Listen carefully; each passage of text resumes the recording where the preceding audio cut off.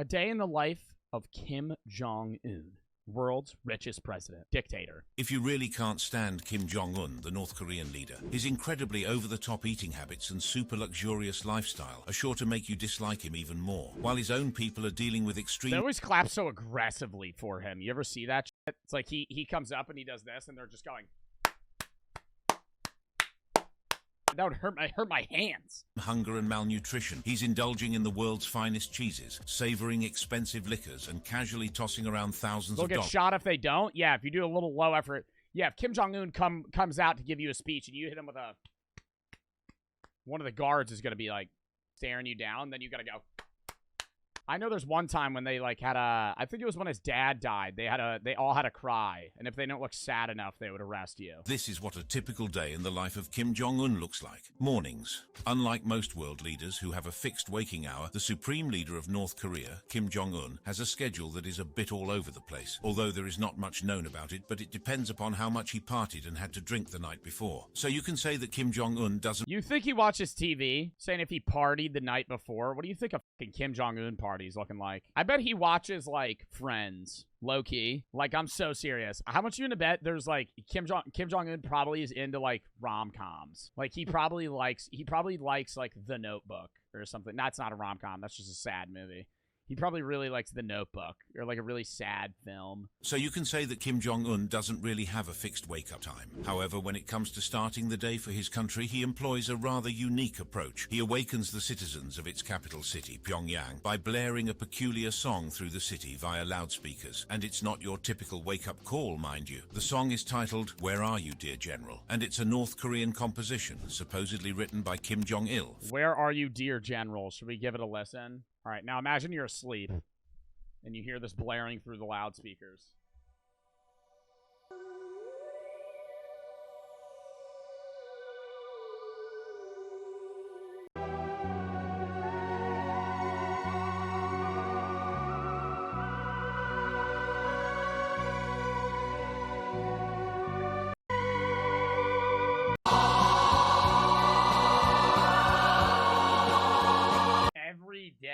He typically begins his day at the Ryong-song residence, where he resides with his wife, Ri Sol-ju, and their kids. This residence is also known as the Central Luxury Mansion, and it was constructed... Looks like a fucking office building, dude. That's his house? This residence is also known as the Central Luxury Mansion, and it was constructed in 1983. Now it's clear that the Ryong-song residence isn't an ordinary residence, because this is where Kim Jong-un, or as the people of North Korea call him, the supreme leader, resides. This palace contains all the fancy amenities like lakefront banquet halls, a substantial 15-meter wide and 50-meter long swimming pool with a water slide and a running track. Moreover, oh my god, imagine Kim Jong-un just all giddy, like, just going down a fucking slip and slide. Coming back to his daily routine. Now, if we think about what an ordinary person does after rolling out of bed in the morning, it's usually a quick trip to the bathroom, right? But hold on, because it appears that Kim Jong-un might not be part of the Loo Regulars Club. Yes, you heard it right. You know, North Korea has come up with quite an unusual claim about their godly leader, Kim Jong-un. Oh my god, I swear to fuck. Do they say he doesn't poop? Do they say he doesn't poop? Please tell me they say he doesn't poop.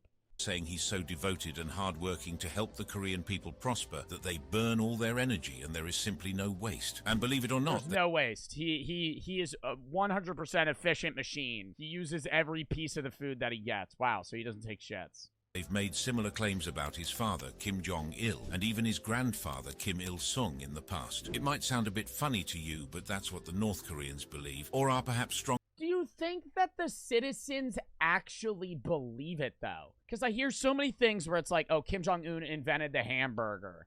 I'm like, do they believe that? Or are they just, is this just like that bullshit where it's like, they're just going along with it because they have to? It's not widely believed. I don't know. I believe that maybe an average citizen might somehow believe that he doesn't take shits.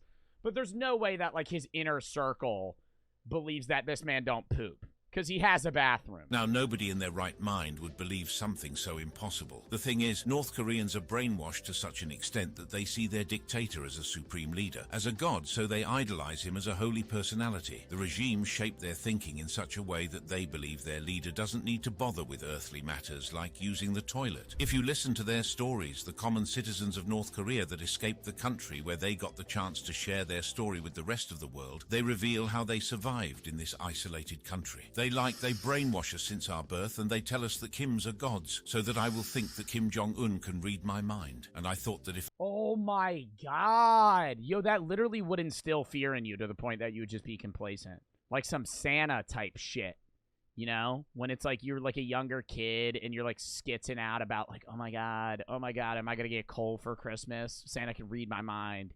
He fucking hears what I'm thinking. While many of us might go for an ordinary cup of joe, the North Korean leader goes all out, picking only the best exotic coffee blends money can buy, and you can bet it costs a pretty penny. Kim is a fan of the finest Brazilian coffee. This coffee is just one of many luxury items he imports, both for his personal enjoyment and... How do we know this? I feel like they don't share anything about Kim Jong-un, though. Like, how do we know that he likes Brazilian coffee? Historical data suggests that it often goes up to $500 a pound.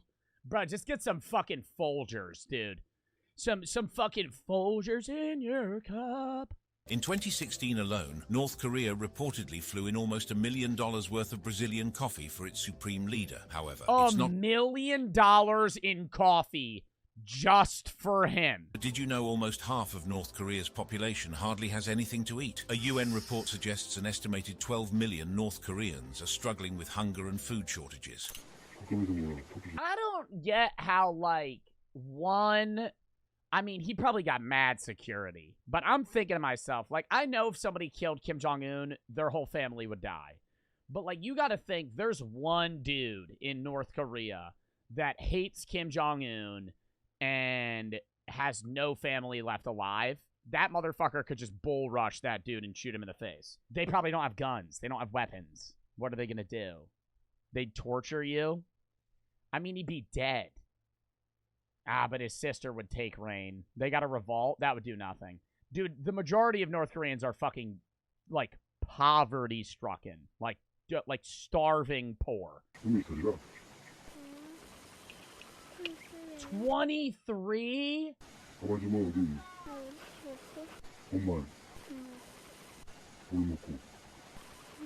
Huh?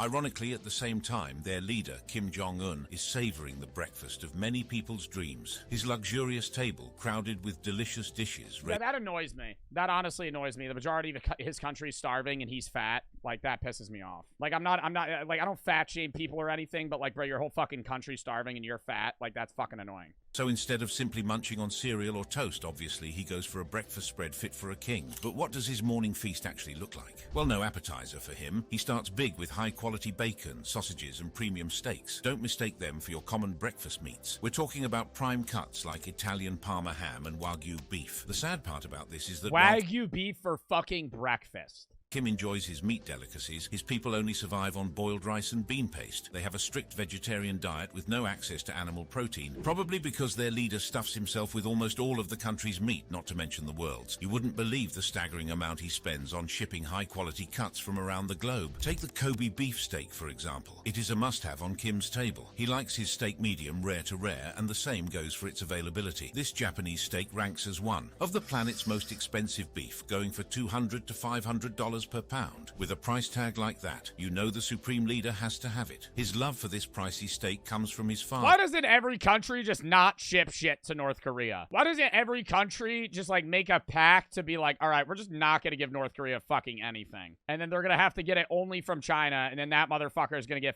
then he's gonna get mad. Money. They're gonna nuke us. Just imagine being inside his consciousness. Like, there's bad people, right? And then there's really bad people. And then there's fucking Kim Jong-un.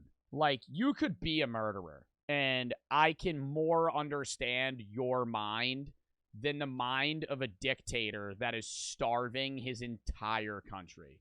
I think he doesn't think he's bad. I think it's like he's also brainwashed. I think it's been like a lineage brainwashing that's been going down through the families, and he believes he's, like, chosen. Like, I think he honestly thinks he deserves what he has, and it is made for him. The same thing as, like, old kings, right? I'm thinking, like, kings from, like, the 1500s that, like, truly believe they deserve royalty, and they were born into this fucking shit because the world put them here. Kim's weight has more to do with his undying love for Swiss Emmental cheese. He got a taste of it while studying in Switzerland, and the rest is history. There was no prying this luxurious aromatic cheese from his hands. His obsession with it even took a dark turn when he got gout due to it in 2014. But did he stop eating it? See? He got fucking gout? Ain't that motherfucker like 35? Another seafood rarity he enjoys is shark fin soup, a controversial dish fit for a controversial leader. This East End... How do they have the money, though? Like, I don't understand. Like, I understand his country's poor and he's kind of, like, fiending money off of them. But where is the country's GDP coming from? Like, do they export? Like, a lot of it's going to be exports, right? Just because they're not making anything themselves. They're just printing money. Yeah, but then that would just devalue his money. Russia, they export weapons. I don't understand how the country makes money. Iron ore, coal are the most important for them. He even has a team of high-class scientists who have the sole mission of prolonging his life as much as possible. It's almost as if they're trying to ensure he stays supreme leader for an eternity. As reported by the Washington Post, Kim Jong-un has been receiving medical treatments from a team of Russian doctors who visit him regularly to assess his health and provide injections and medications. And of course, we shouldn't forget about his personal chef, who whips up lavish meals including ingredients like blueberries, black garlic and ginseng, all thought to work wonders against the aging process. Now that's what we call living the high life, isn't it? Daily activities. Once Mr. Kim is stuffed enough to get started for the day, he steps out of his impressive mansion and pays visits to factories, construction sites, farms and markets. This elaborate routine serves as part of a propaganda campaign designed to make... Do you think he has above or below average intelligence? Because I feel like a lot of the stuff just gets done for him. And I mean, that doesn't necessarily mean you're stupid, right? I mean, you could just be like successful and you have the money to pay for other stuff. So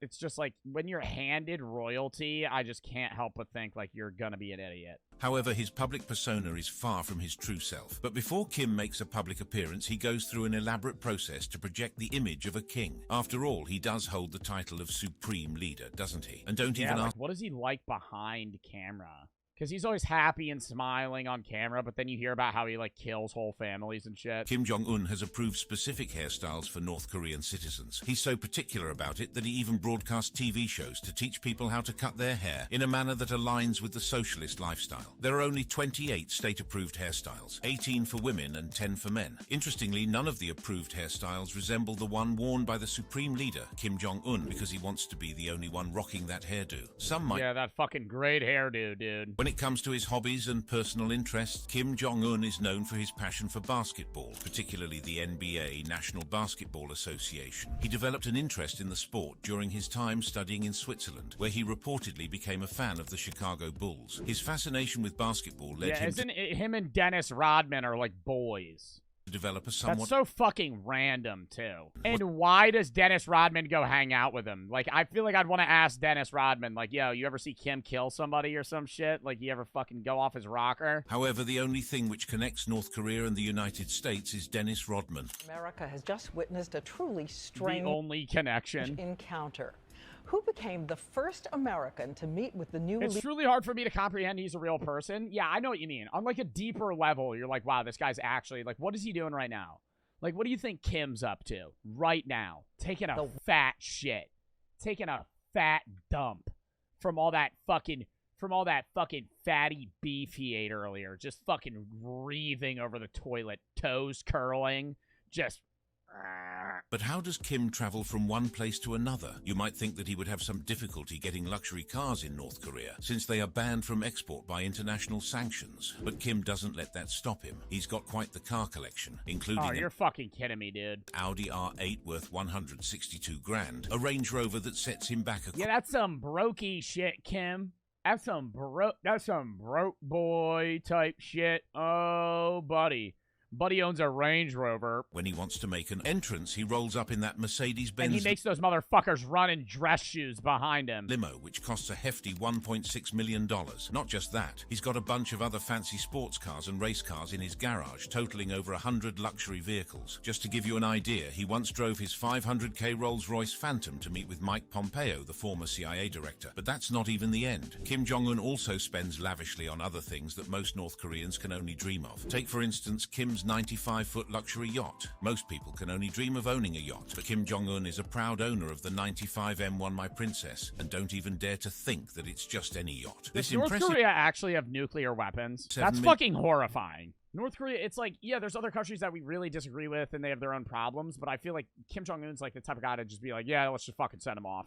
Like, imagine if you were born in North Korea and you just tend to farm fields and your your supreme leader just runs the world for you. And you're told that everyone outside of the country is demons and it's scary and, like, we eat people. And in America, we're fucking horrifying beasts that, like, fucking kill people all the time. Like, dude, that's just, like, they just believe that. Sadly, about 24% of the annual budget of DPRK is spent on the people that ensure he will stay in power, the military, and another 30% is spent entirely on him and his inner circle. Still, Kim needs to keep up this just on him charade, and he does it splendidly. He smiles, takes group pictures, and waves to the cheering crowds who view him as their supreme leader. However, Kim also knows that he's not so loved by everyone. That's why he's willing to spend millions on his personal security. He's always surrounded by a team of bodyguards, and getting into that squad is no joke. These guards aren't just skilled with weapons, they're highly trained combatants and martial artists. But to like punch nails and shit, dude, they make them go through like some extreme shit. And a spot on this exclusive team, you've got to be shorter than 5'5". You know, Kim doesn't like being... You gotta be shorter than 5'5"? Oh my god, because you'd be taller than him and it'd make him look weak. Nah. Small. He also uses encrypted communication to keep his conversations secret and relies on a small group of loyal advisors who support him. This extensive security plan is what protects him throughout the day. The North Korean leader travels on 3 identical planes to confuse potential threats and reduce the risk of being shot down. He frequently changes his flight plans at the last minute and employs decoy vehicles on the ground. He's always on the lookout for any signs of danger. And of course, why wouldn't someone who can orchestrate his own brother's assassination be concerned about his personal security? Yes, you heard it right. In order to maintain a firm grip on his power in North Korea, Kim Jong-un ordered the assassination of his half-brother, whom he saw as a potential rival. Yeah, I remember that. That was like a few years ago. I feel like that was like, that was probably like 5-6 years ago, honestly. His name was Kim Jong-nam. Kim Jong-nam was once the heir apparent to the North Korean leadership, but he fell out of favor with his father, Kim Jong-il, after being caught trying to enter Japan with a fake passport in 2001. On the 13th of February 2017, Kim Jong-nam was at the Kuala Lumpur International Airport in Malaysia, waiting to board a flight to Macau. As he walked past a column, a woman approached him and wiped an oily substance on his face. Moments later, another woman came from behind and covered his eyes with her hands. She then slid them down over his mouth, quickly apologized and walked away. The substance that was smeared on Kim Jong-nam's face was VX nerve agent, one of the most deadly chemical weapons in the world. It causes paralysis, convulsions, and death by suffocation. Kim Jong-nam died within 20 minutes of the attack before he could reach a hospital. The assassination was... Holy shit! Dude, he killed his brother. Didn't the women that killed him, like, think they were on a game show or something? Or is that a different assassination? I feel like they, like, convinced 2 random women to, like, do it. Yeah, and they told him, like, oh, it's like a funny prank. Oh, go smear it on his face. He also likes to watch foreign TV channels such as CNN and the BBC to keep up with world news. Interestingly, he sometimes watches South Korean dramas and movies as well, despite the fact that they are strictly banned in North Korea. How does he shit on America so much and then watch American film? Like, I don't understand that. When talking about entertainment, it's impossible to ignore Kim Jong-un's extravagant parties. He's famous for throwing lavish parties that take luxury to a whole new level. Dennis once got a chance to attend one of his parties and says he's got 50 to 60 people around him all the time. Just normal people drinking cocktails and laughing the whole time. If you drink a bottle of tequila, it's the best tequila. Everything you want, he has the best. These over-the-top parties are all about fancy food, drinks, and most importantly, women. That's where I stick an acid tab to fucking Kim Jong-un's neck when he's sweating, and then he starts fucking tripping because it absorbs into his skin, and he starts fucking sitting there. He's like, Fucking running around and shit. Ends up saying he's not the supreme leader while he's tripping. Everybody's like, what the fuck do you mean? What do you mean you're not the supreme leader? And I'm like, yeah, what do you mean, Kim? Oh my god. Oh, you want to make me the supreme leader? Oh, I'm just gonna... Oh, no. Oh, thank you. Oh, thank you. Oh, okay. All right, first order, kill Kim Jong-un. Secret harems, or Kipum-jo as they're called in North Korea, are groups of about 2,000 women whose job it is to entertain Kim Jong-un and his high-up officials in North Korea. According to reports, these women are split into different groups. Some sing and dance, others give massages, and some, well, they're there for more intimate activities. Now, you might be wondering about the fact that Kim Jong-un has a gorgeous wife, Ri Sol-ju, and is publicly presented as a family man. However, there is speculation among some people that his wife often accompanies him in public appearances to create the image of him as a regular and compassionate leader in the eyes of the public. Never mind that he has a wife, he does whatever he likes with... Oh, nah, he fucking cheats on her all the time. Oh, 100%. Oh, 100%, dude. While local alcohol is cheap and readily available, it clearly isn't to Kim's taste. Instead, he reportedly spends an average of $30 million each year on importing liquor into the country. 30 fucking mil is crazy. Yeah, it's like not even just him, like his inner circle's selfish too, because like they enjoy all the luxuries of being friends with him, and they can keep that up if they just aid Kim. His favorites also include the high-priced Hennessy, a renowned French cognac. Kim drinking that fucking Henny. Kim ordering that Henny and Coke. Oh no. Kenji Fujimoto says that Kim Jong-un really likes French wine and once claimed to have drunk 10 bottles of Bordeaux in a single night. But this claim... 10 bottles of wine in a night. Kim's a fucking alcoholic, dude. Although his trusted advisors and experts make most of the state's decisions... Oh, dude, they're probably making every decision. He's just fucking there. Just going, oh, yeah. Late-night meetings allow him to seem involved in the nation's problems. This symbolic participation allows Kim Jong-un to maintain the image of a leader who He's literally a figurehead. is genuinely concerned about his country's affairs, even though the practical decision-making often rests with his advisors. Finally, after a day filled with unsettling activities like executions and excessive eating and partying, he faces sleep problems, mainly due to a combination of factors. As we know, Kim indulges in heavy drinking, often to the point of passing out drunk. It will not be wrong to say that he can't seem to fall... Okay, but how do they know that? He probably has fucking sleeping problems just because he's drunk all the time. He might have fucking sleep apnea, too. ...who have managed to escape the regime claim that Kim Jong-un is deeply paranoid about being assassinated in his sleep. Given the Oh, fucking for sure, dude. I mean, you're a fucking dictator in North Korea. All right, hold up, chat. I gotta go piss real quick, and then we're gonna go fucking start the Facebook Marketplace segment.